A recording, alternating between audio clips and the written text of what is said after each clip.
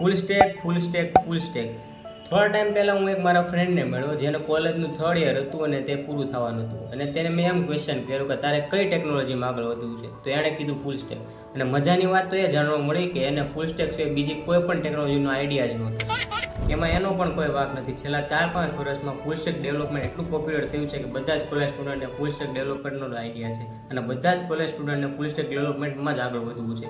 નો doubt full stack development સારું છે, પણ અત્યારના કરંટ માર્કેટ પ્રમાણે ફૂલ સ્ટેક ડેવલપમેન્ટની ડિમાન્ડ કેટલી છે અને આગળ જતાં ફૂલ સ્ટેક ડેવલપમેન્ટની ડિમાન્ડ કેટલી થશે તેનું તેમણે રિસર્ચ કરવું જોઈએ. અને અત્યારના માર્કેટ પ્રમાણે ફૂલ સ્ટેક ડેવલપમેન્ટના કમ્પેરિઝનમાં એવી ઘણી બધી ટેકનોલોજી છે જેની ડિમાન્ડ ખૂબ જ વધારે છે અને કંપનીઓ મોટી કંપનીઓ તેના હાઈ પેઇંગ સેલરી પણ પ્રોવાઈડ કરી રહી છે. અને મેં એક લિસ્ટ બનાવ્યું છે જેમાં કરંટ માર્કેટ પ્રમાણે કઈ ટેકનોલોજી ખૂબ જ હાઈ ડિમાન્ડિંગ છે અને ફ્યુચરમાં કઈ ટેકનોલોજીની ડિમાન્ડ વધવાની છે તેનું બધું જ લિસ્ટ આખું મેં બનાવ્યું છે. જો તમારે લિસ્ટ જોતું હોય તો કમેન્ટ કરો ફૂલ સ્ટેક.